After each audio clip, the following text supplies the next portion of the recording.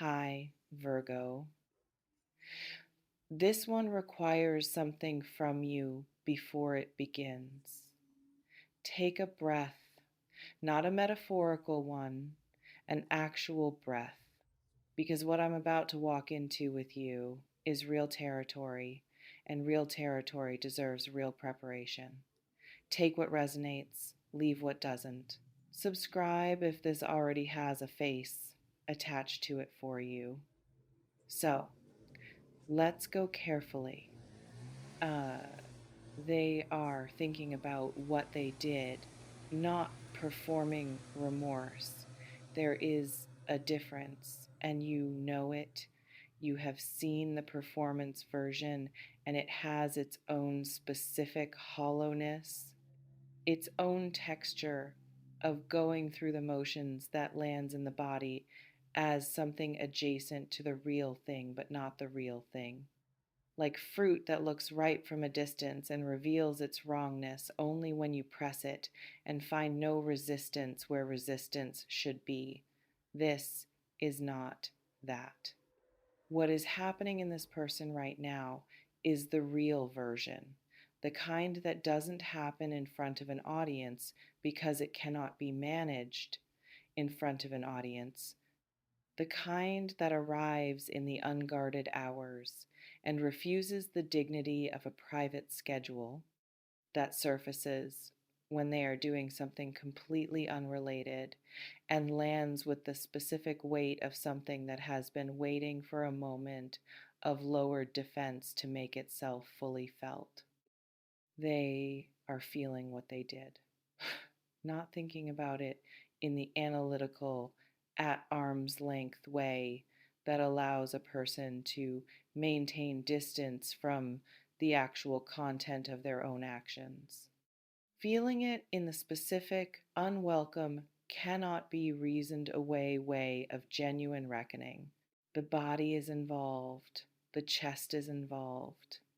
The particular quality of a person sitting with the knowledge that they caused something real in someone real is different from all other kinds of sitting with things. And it is not comfortable and it is not quick and it does not respond to distraction the way that lesser discomforts do. This person is not comfortable right now. But before anything else, before the message, before what they are carrying toward you, before the important thing that is forming on their end, there is you, the pain they caused, the sadness. Not as a preface to be moved past quickly so we can get to the more interesting material about what they are doing now, as the actual center of what this reading is about, because it belongs at the center, because the person who received the damage is more important than the person who caused it, because too many readings of this kind rush past the wound to get to the potential reconciliation, and in doing so, participate subtly in the same minimizing that the causing person participated in. Your pain was real. It was not an overreaction. It was not a misunderstanding that a better explanation would have prevented. It was not the result of your being too sensitive or too attached or too anything. It was the accurate, proportional response of a person to being hurt by someone they trusted or cared about or let close enough to do damage. The accuracy of the response is important to name because one of the long shadows of being hurt by someone is the subsequent questioning of the response, the way pain, when it persists, can begin to feel like weakness rather than information, as if the fact that it still hurts is evidence of something wrong with you rather than evidence of something that was done to you. It is not weakness, it is the record, the body's honest record of something that happened. The record is accurate. and it does not need to be revised downward to make what comes next more comfortable to receive. You are allowed to have been hurt as much as you were hurt. You are allowed to carry what this cost you without performing a recovery that hasn't fully happened.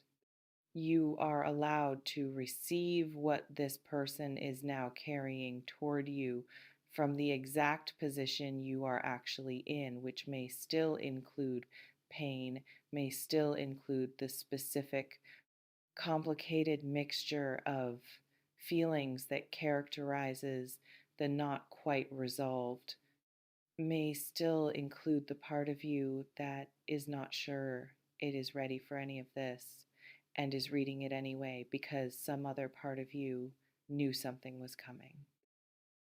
The message, not a single specific message, not necessarily a text or a call or any particular form of contact, though contact may be part of it. A message in the older sense, something being communicated toward you through whatever channels are available, through the quality of energy moving in your direction, through the specific gravity of a person whose attention has returned fully, heavily, with the kind of focus that requires the absence of other priorities to achieve, to what they did and what it cost you and who you were before they did it, and whether the person they damaged is in any way available to them now, is less than #0. 5 hash is greater than. 3 things are in the message. The first is the accounting. Not presented to you as accounting, they do not arrive with a ledger and a column of entries. But underneath whatever form the reaching out takes, there is an accounting happening in them. A full, honest, not self-serving accounting of the specific things they did and did not do that produced the specific pain and sadness they produced in you. Not the comfortable version of the accounting where circumstances explain most of it and their choices explain a small, manageable fraction. The uncomfortable version, the one where their choices are the primary variable, the one that produces the specific physical discomfort that is currently running through them at 3 in the morning and at random points during otherwise ordinary days. The second thing in the message is recognition of who you are, not who they needed you to be. In the period when they were causing the damage, that version of you was a function of what they needed rather than an accurate perception of who you actually are. But who you actually are, who they were looking at even when they were not seeing, who was present in every interaction even when the interaction was not honoring that presence, the recognition is late. Late recognition always arrives with its own particular quality of too much to process because it contains not only the seeing, but the awareness of how long the not seeing went on, which makes the seeing itself a kind of grief as well as a kind of gift. The third thing is a want. Something they want from you that they are not sure they have any right to want. Contact, acknowledgement, the chance to say what they have not said. The specific, risky, cannot be guaranteed possibility of being heard by the person they hurt, not forgiven, not cleared of the accounting, just heard. The want is real. The awareness that it is a lot to ask is also real. The fact that they are moving toward the ask anyway, despite that awareness, despite the knowledge that your response to it is not within their control, is its own kind of information about where they are. What you do with this, no prescription, none. What you do with what this person is carrying toward you is the most personal decision available in this territory, and no reading of any kind has the authority to make it for you or to attach moral weight to any particular choice. The person who forgives is not more evolved than the person who does not. The person who allows renewed contact is not braver than the person who protects their peace by declining. The person who remains in the complicated middle, who neither closes fully nor opens fully, who continues to assess as more information arrives, is not avoiding a decision, they are making one. There is no wrong architecture here, there is only yours. The architecture that corresponds to what you actually need, what you actually have the capacity for, what the actual not performed, not socially expected, not arrived at through what someone else would do in your position version of your own healing requires. That version of your own healing is the authority here, not the wanting to be the bigger person version, not the I should have moved on by now version, not the version that has been shaped by anyone else's opinion about how long pain is allowed to last or what form recovery is supposed to take. The actual version, the one that lives in the part of you that is neither performing healing nor wallowing in the lack of it, but simply noticing where you actually are. What actually hurts and what has actually healed, and what is in the middle category, still tender, requiring more time than is always comfortable to admit it requires. That part of you knows what this message deserves from you. The danger, because there is one, and leaving it unspoken would be a disservice. The person who hurt you is a person who hurt you. This does not change because they are now reckoning with it. This does not change because the reckoning is real. This does not change because what they are carrying toward you contains genuine feeling, genuine recognition, genuine want. People who hurt people are capable of genuine feeling, genuine reckoning, genuine want. And they are also still the people who hurt people who have within them whatever combination of limitation and pattern and unhealed thing produced the damage in the first place, and which, without serious and sustained work on that combination, remains present, softened, possibly, by the reckoning, made conscious, possibly, by the accounting, but present, still capable of producing damage, again, under the right conditions.